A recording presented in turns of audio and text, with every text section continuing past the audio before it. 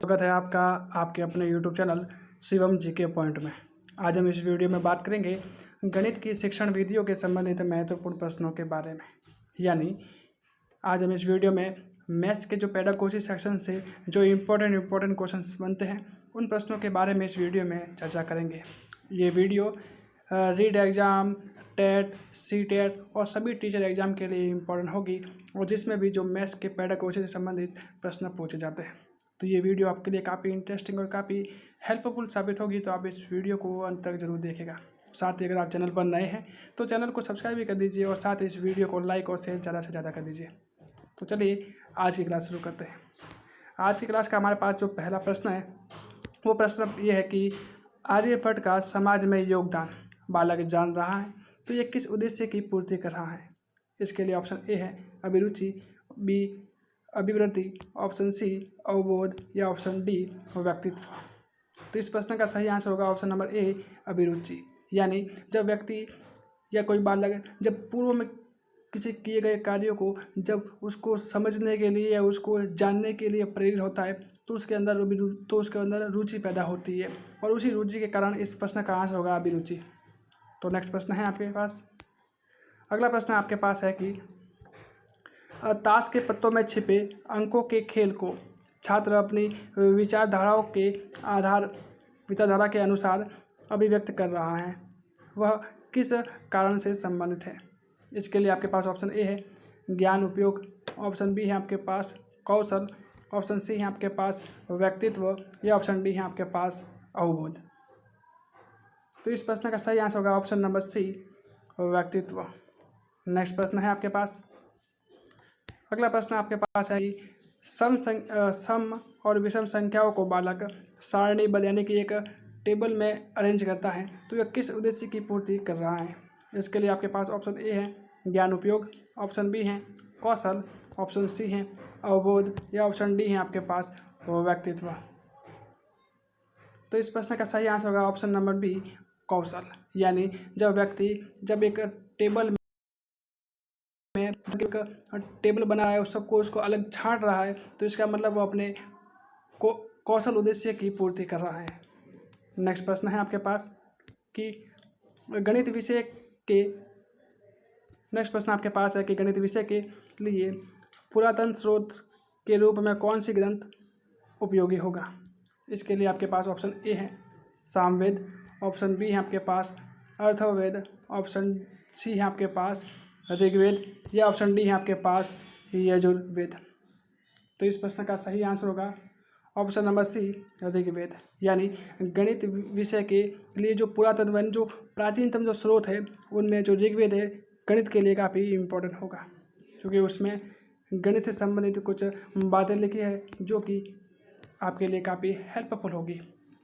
अगला प्रश्न आपके पास है कि रेखागणित हेतु निम्नलिखित में से सर्वाधिक प्रमुख विधि है। यानी जब हमें रेखागणित पढ़ानी है तो उसके लिए हम सबसे अधिक उपयोगी या सबसे अधिक मोस्ट विधि कौन सी होगी। इसके लिए आपके पास ऑप्शन ए है निगमन, ऑप्शन बी है आपके पास खोज विधि, ऑप्शन सी है आपके पास व्याख्यान विधि या ऑप्शन डी है आपके पास आगमन विधि। तो इस प्रश्न का सही आंसर होगा ऑप्शन नंबर डी यानी ऑप्शन नंबर 4 आगमन विधि। एक्चुअल में जो निगमन विधि है वो नियम से उदाहरण की ओर चलती है और इसमें छात्र निष्क्रिय और शिक्षक सक्रिय रहता है। खोज विधि में छात्र सक्रिय रहेगा लेकिन इसमें जो क्रियात्मक कार्य किया जा सकता है, लेकिन रेखागणित में क्रियात्मक कार्य नहीं होगा। व्याख्यान विधि में भी सिर्फ शिक्षक ही सक्रिय रहेगा और छात्र निष्क्रिय रहेगा, लेकिन आगमन विधि में छात्र सक्रिय रहेगा और शिक्षक सिर्फ उसके हेल्प करेगा इसमें ताकि और ये विधि रेखागणित के लिए काफ़ी हेल्पफुल साबित होगी। तो आपके एग्जाम में जब भी रेखागणित से संबंधित प्रश्न पूछा जाए और उसमें इम्पोर्टेंट विधि की बात की जाए तो आपको सीधे आगमन विधि का नाम बताना है क्योंकि आगमन विधि रेखागणित के लिए मोस्ट विधि या सबसे सरलतम विधि मानी जाती है। नेक्स्ट प्रश्न आपके पास है कि 10 गीतिका नामक जो गणितीय ग्रंथ है उसकी रचना किसने की। ऑप्शन ए है आपके पास ब्रह्मगुप्त, ऑप्शन बी है आपके पास वराहमिहिर, ऑप्शन सी है आपके पास आर्यभट्ट या ऑप्शन डी है आपके पास रामानुज। तो इस प्रश्न का सही आंसर होगा ऑप्शन नंबर सी आर्यभट्ट। यानी जो 10 गीतिका नामक जो गणितीय ग्रंथ है उसकी जो रचना है वो आर्यभट्ट के द्वारा की गई। नेक्स्ट प्रश्न है आपके पास, अगला प्रश्न आपके पास है कि ज्यामिति की समस्या का हल करने ज्यामिति की समस्या का हल ज्ञात करने के लिए निम्नलिखित विधि का प्रयोग अध्यापक को करना चाहिए। यानी कौन सी विधि है उसका प्रयोग शिक्षक ज्यामितीय समस्या को हल करने के लिए करेगा। इसके लिए आपके पास ऑप्शन ए है आगमन विधि, ऑप्शन बी है आपके पास विश्लेषण विधि, ऑप्शन सी है आपके पास निगमन विधि, या ऑप्शन डी है आपके पास व्याख्यान विधि। तो इस प्रश्न का सही आंसर होगा ऑप्शन नंबर बी विश्लेषण विधि। यानी जब भी शिक्षक ज्यामितीय विधियों का प्रयोग करेगा तो सबसे पहले शिक्षक को छात्र के सामने पूरी व्यू रचना का विश्लेषण करना पड़ेगा। इसलिए इसलिए ज्यामितीय विधि में या ज्यामितीय शिक्षण में विश्लेषण विधि का काम ली जाती है। 8वां प्रश्न आपके पास है कि अपेक्षित व्यवहारगत परिवर्तन निहित है। प्रश्न है आपके पास कि जो अपेक्षित व्यवहारगत परिवर्तन निहित है। ऑप्शन ए है आपके पास प्राप्य उद्देश्य में, ऑप्शन बी है आपके पास सामान्य उद्देश्य में, ऑप्शन सी है आपके पास शैक्षणिक उद्देश्य में, या ऑप्शन डी है कि इनमें से कोई नहीं। तो इस प्रश्न का सही आंसर होगा ऑप्शन नंबर ए प्राप्य उद्देश्य में। यानी जो अपेक्षित यानी जो चाह रहे हैं यानी अपनी जो इच्छा है और जब उसके अनुसार व्यक्ति या बालक में जब व्यवहार में परिवर्तन होता है तो वो किस में होता है, वो प्राप्य यानी जो प्राप्त उद्देश्य में होता है। नेक्स्ट प्रश्न है आपके पास कि अगला प्रश्न आपके पास है कि शिक्षण का सामान्य उद्देश्य होता है। नेक्स्ट प्रश्न आपके पास है कि जो शिक्षण है उसका सामान्य उद्देश्य क्या होता है। इसके लिए आपके पास ऑप्शन ए है कि पाठ की योजना में प्राप्त नहीं किया जा जो सामान्य उद्देश्य है वो पाठ की योजना में प्राप्त नहीं किया जा सकता। ऑप्शन बी है आपके पास कि जो शिक्षण का सामान्य उद्देश्य दूरगामी होते हैं, ऑप्शन सी है आपके पास कि दूरगामी नहीं होते हैं, या ऑप्शन डी है आपके पास कि इनमें से कोई नहीं। तो इस प्रश्न का सही आंसर होगा ऑप्शन नंबर बी दूरगामी। यानी जो शिक्षण के सामान्य उद्देश्य है वो दूरगामी होते हैं। नेक्स्ट प्रश्न आपके पास है कि प्राथमिक स्तर पर गणित शिक्षण का महत्व है। तो आपको इन ऑप्शनों में से बताना है कि जो प्राथमिक स्तर है उसमें जो गणित शिक्षण का क्या महत्व है। ऑप्शन ए है कि सांस्कृतिक महत्व है, ऑप्शन बी है मानसिक, ऑप्शन सी है व्यवहारिक, या ऑप्शन डी है आध्यात्मिक। तो इसका सही आंसर होगा ऑप्शन नंबर सी व्यवहारिक। यानी जब प्राथमिक स्तर पर गणित शिक्षण का महत्व क्या होता है तो आप आंसर दोगे कि व्यवहारिक इसका महत्व होता है। ताकि और व्यवहारिक क्यों, ताकि इसमें शिक्षक ये सोचता है कि बालक जो प्राथमिक स्तर का बालक है अपने गणितीय ज्ञान को अपने व्यवहार में लाए, यानी अपनी तो दैनिक रूटीन में इस गणित के ज्ञान को प्रयोग कर सके। इसलिए इसका आंसर होगा व्यवहारिक। नेक्स्ट है पास की अगला प्रश्न है आपके पास कि गणित शिक्षण का वास्तविक उद्देश्य ज्ञान प्राप्ति नहीं वरन शक्ति प्रदान करना है। तो ये जो कथन है वो किसका है। इसके लिए आपके पास ऑप्शन ए है ड्यूर का है, ऑप्शन बी है आपके पास बेकन का है, ऑप्शन सी है आपके पास रमन का है, या ऑप्शन डी है आपके पास डटन का है।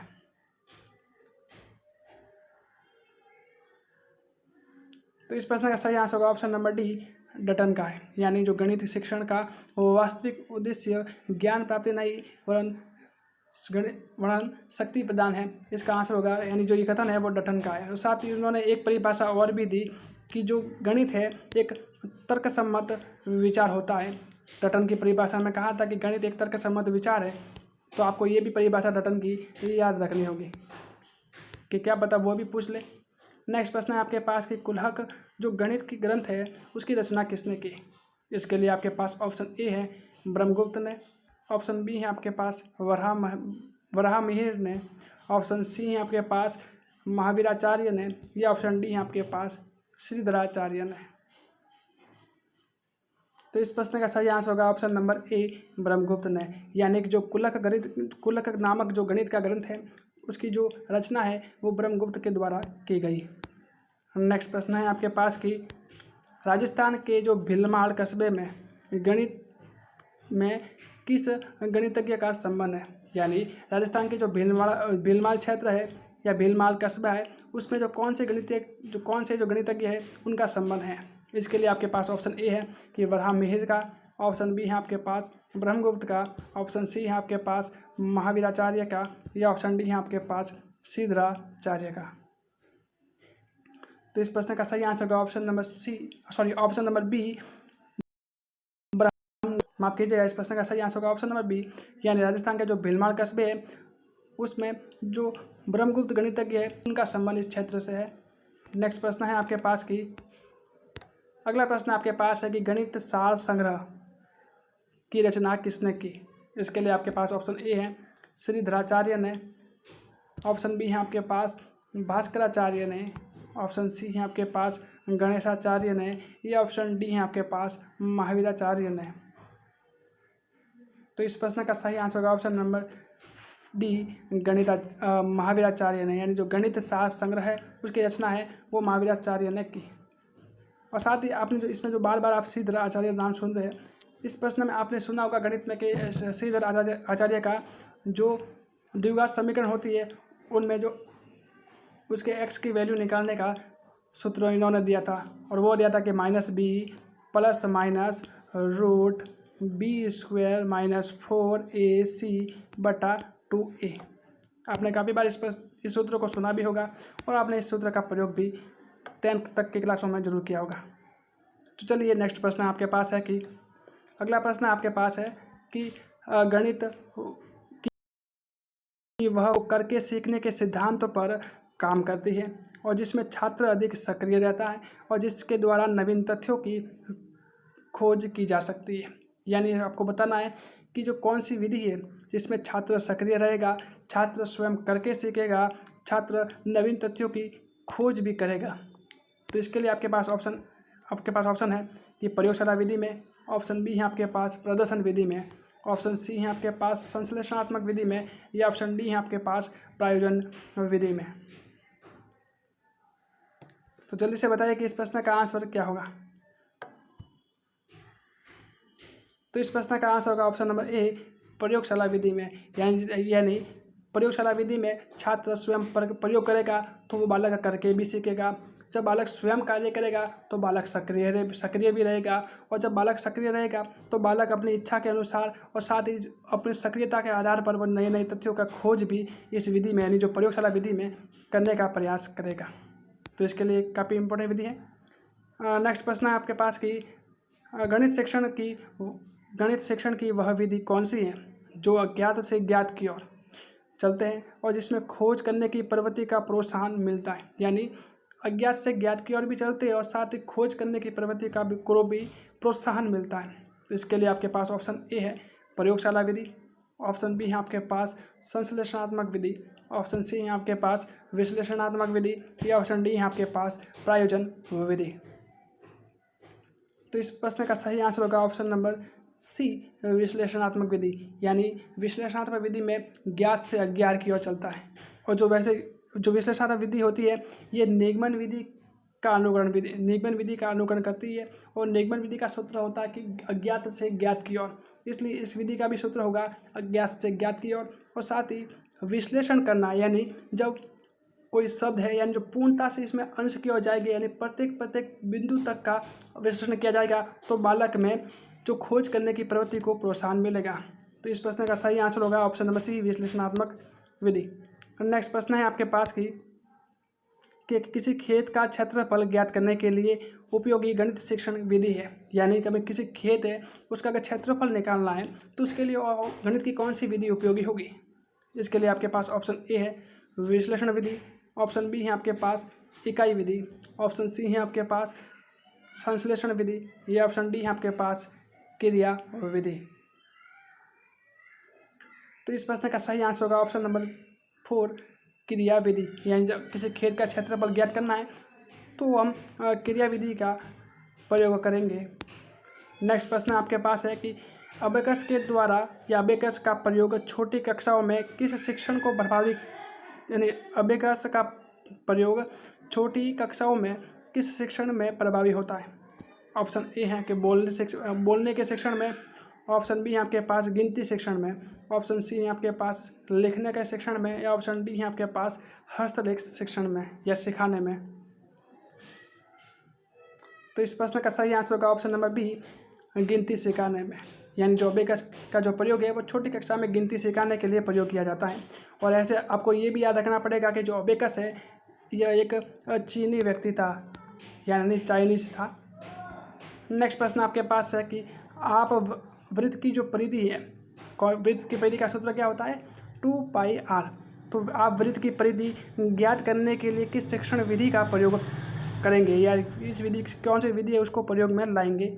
इसके लिए आपके पास ऑप्शन ए है विश्लेषण विधि, ऑप्शन बी है आपके पास इकाई विधि, ऑप्शन सी है आपके पास निगमन विधि, या ऑप्शन डी है आपके पास क्रिया विधि। तो इस प्रश्न का सही आंसर होगा ऑप्शन नंबर सी निगमन विधि, यानी जो वृत्त की परिधि है उसके लिए आप निगमन विधि का प्रयोग लेंगे, क्योंकि इसमें सीधे आपको सूत्र निगमन विधि है तो निगमन विधि में आपको सीधे सूत्र बताना होता है। तो आप वृत्त की परिधि है, अब बार बार आप वृत्त की परिधि का कोई नियम तो निकलवा नहीं सकते, तो आप क्या करेंगे? सबसे पहले बालक को सीधे ही जाकर वृत्त की जो परिधि है, यानी परिधि जो कि 2πr, इसका क्षेत्रफल πr², ये जो वृत्त के संबंधित जो सभी सूत्र बता दिए जाएंगे, और बाद में आप छात्रों को कहेंगे कि आप इस सूत्रों को माध्यम बनाकर वृत्त की परिधि का मान निकालिए। तो ये विधि पूर्णतया निगमन विधि का काम करेगी। आज का अंतिम प्रश्न आपके पास है कि रेखागणित का संबंध होता है। ऑप्शन ए है आपके पास संख्याओं से, ऑप्शन बी है आपके पास प्रसारण और विस्तार से, ऑप्शन सी है आपके पास अंकों से, या ऑप्शन डी है आपके पास प्रतीक चिन्हों से। तो इस प्रश्न का सही आंसर होगा ऑप्शन नंबर बी प्रसारण और विस्तार से, यानी जो रेखागणित है उनका संबंध प्रसारण और विस्तार से होता है। तो आपको ये वीडियो कैसी लगी इसके बारे में आप कमेंट सेक्शन में ज़रूर बताइएगा, और साथ ही अगर आप चैनल पर नए हैं तो हमारे चैनल को सब्सक्राइब भी कीजिएगा। अगर आपको वीडियो अच्छी लग रही है तो आप इस वीडियो को लाइक और साथ ही अपने दोस्तों के साथ शेयर भी कर सकते हैं। तो आज की वीडियो हम यही रखते हैं, और साथ ही इससे पहले हमारी एक और क्लास हो चुकी है तो आप जाके उसको भी ज़रूर देखिएगा। धन्यवाद।